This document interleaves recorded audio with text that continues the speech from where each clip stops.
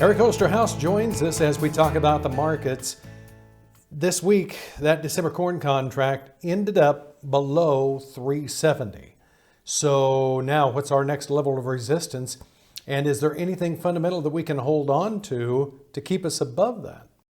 Well, I mean, you have a couple things at play right now on the corn market. I mean, obviously the technical side of the equation is the futures breaking below that 370 there on the December. After that, your next support really doesn't come in until around the contract lows, although again, I'm hoping not to see that kind of a move.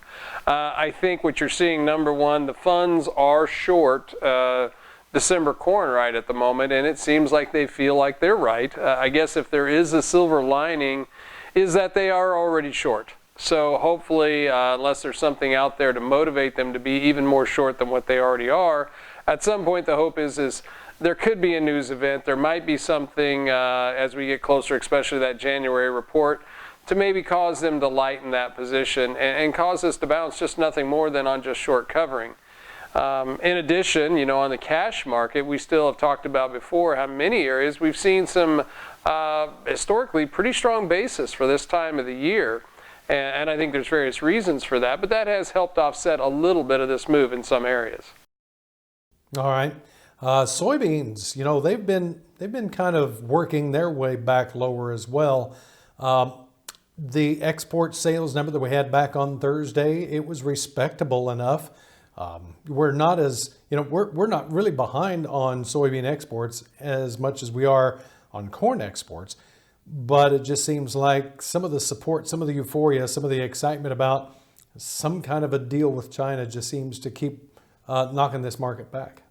Yes, you know, again, it's been talked to death, obviously. Are we getting a deal? Are we not getting a deal? And we've went from a very positive outlook and comments from our president to then shortly thereafter very negative and very aggressive comments regarding us getting the deal done or not. And, you know, if we don't, that these tariffs are going to be not only staying here but increased. And I think the market's just very well worn in regards to that. And I think this move lower, we haven't seen any solid progress on those trade talks, and so many are tying any move higher, including the funds and the big money, to some sort of positive news there. The fact that we're not seeing that, and it is harvest time, I think it's just making it too easy for that market to work lower.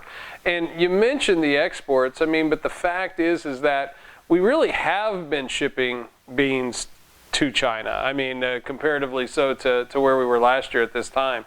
So we are actually shipping beans. It's just, it doesn't feel like the tone and the discussion out there in regards to this actual trade deal, it hasn't been positive enough for us to turn that corner. And so it just seems like the easiest direction is lower. You're right. All right, what's the phone number or address to get a hold of you folks? Give us a ring at 888-452-8751. All right, thank you very much, Eric. Don't go anywhere. We'll be back in a moment.